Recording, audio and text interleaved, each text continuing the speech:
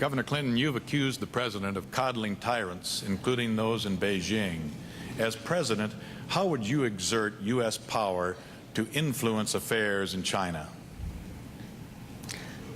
I think our relationships with China are important, and I don't think we want to isolate China.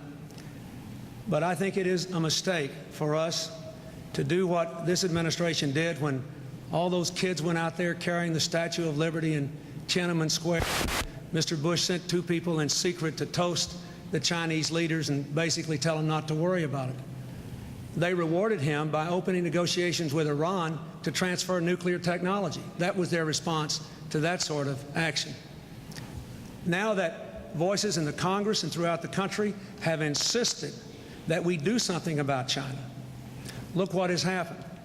China has finally agreed to stop sending us products made with prison labor, not because we coddled them, but because the administration was pushed into doing something about it. And recently, the Chinese have announced that they're going to lower some barriers to our products, which they ought to do since they have a $15 billion trade surplus with the United States under Mr. Bush, the second biggest surplus of all, second to Japan. So I would be firm.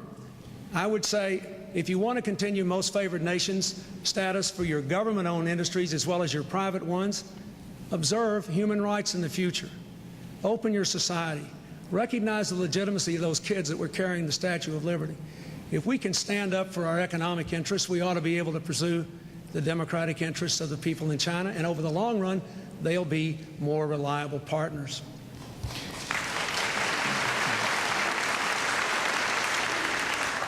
President Bush, you have 1 minute. Well, the administration was the first major country to stand up against the abuse in Tiananmen Square. We are the ones that worked out the prison labor deal. We are the ones that have lowered the barrier to products, but Carla Hill's negotiation. I am the one that said, let's keep the MFN because you see China moving towards a free market economy. To do what the Congress and Governor Clinton is suggesting, you would isolate and ruin Hong Kong.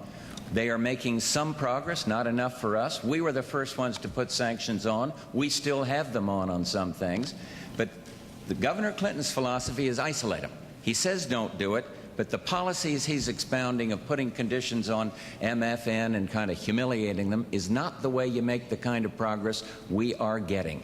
And I've stood up with these people, and I understand what you have to do to be strong in this situation, and it's moving.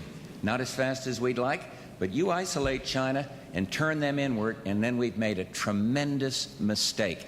And I'm not going to do it, and I've had to fight a lot of people that were saying human rights, and we are the ones that put the sanctions on and stood for it. And he can insult General Scowcroft if he wants to. They didn't go over to coddle. He went over to say you must make the very changes they're making now. Mr.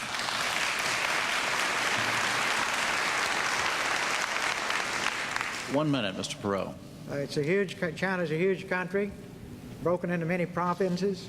It has some very elderly leaders that will not be around too much longer. Capitalism is growing and thriving across big portions of China. Asia will be our largest trading partner in the future. It will be a growing and a closer relationship. We have a delicate, tight wire walk that we must go through at the present time to make sure that we do not cozy up to tyrants, to make sure that they don't get the impression that they can suppress their people. But time is our friend there, because their leaders will change in not too many years, worst case. And their country is making great progress.